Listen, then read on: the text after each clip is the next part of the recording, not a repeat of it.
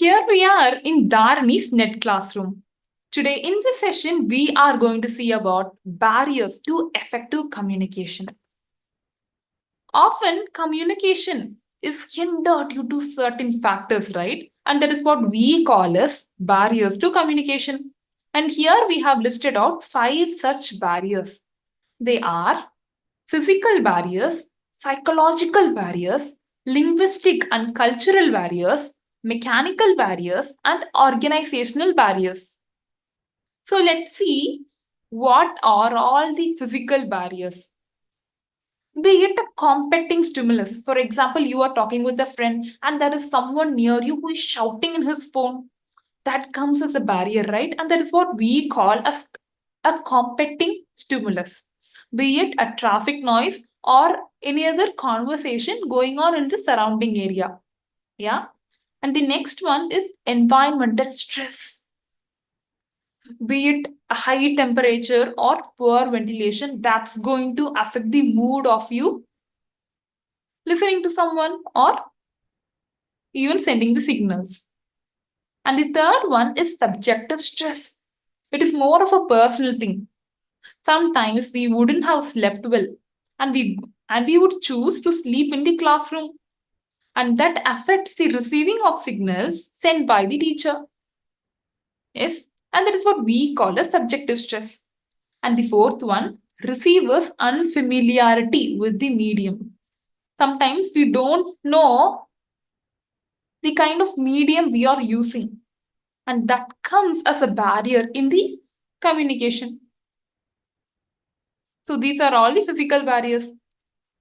And now we are going to see about the psychological barriers and the most interesting ones. Frame of reference. So frame of reference is more like a window through which we see the world. And this window is somehow shaped by our childhood experiences.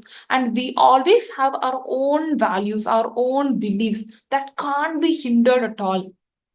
Isn't that so? It is that we have our own perceptions and that affect communication process. And that is what we call a frame of reference and self-image too. And the third one is stereotyping, and it emerges from ego. Sometimes people act like they already know the message that is coming from the sender, or even worse, like they judge a person that there is nothing useful would be coming out of the person. And that is what we call as stereotyping. And the third one is cognitive dissonance. Cognitive means thinking, dissonance means conflict. So that there is some conflict in the thinking process. Yeah.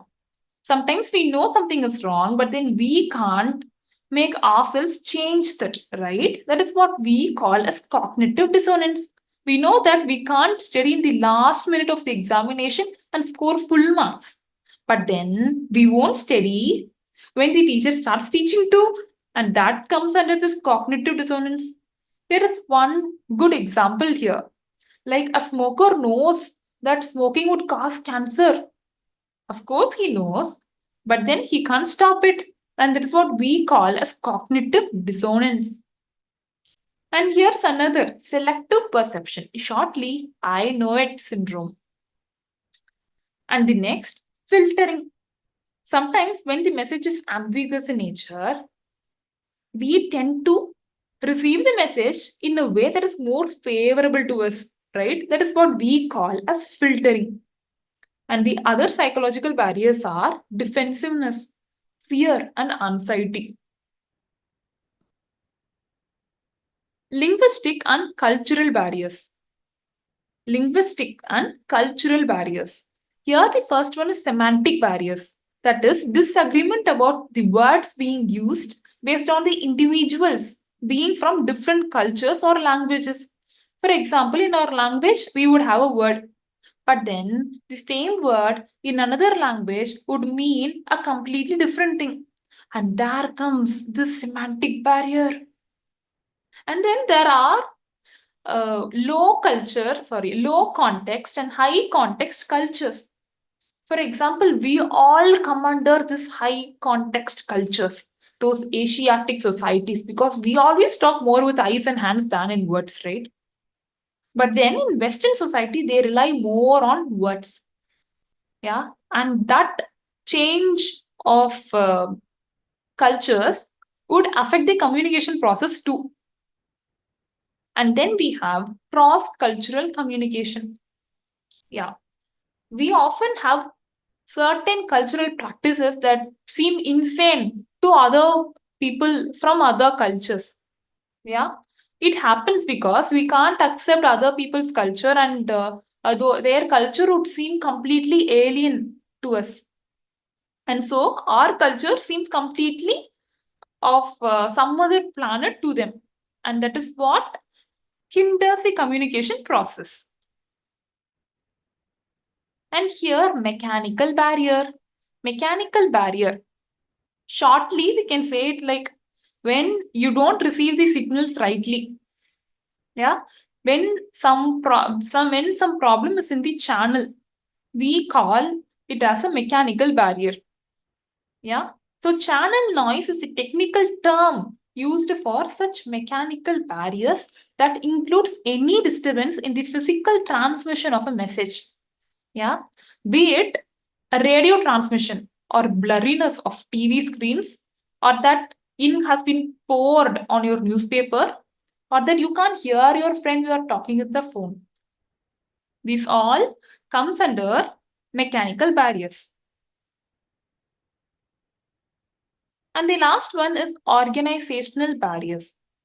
Just think, just assume that you are organizing a play in your college, and then the you will be facing so much of problems in communication based on the size of the organization, based on the physical distance between you and your co-workers, based on the cooperation level between the seniors and the juniors, and the power structure that is happening between us, and the culture and everything, right? And that is what we call as organizational barriers.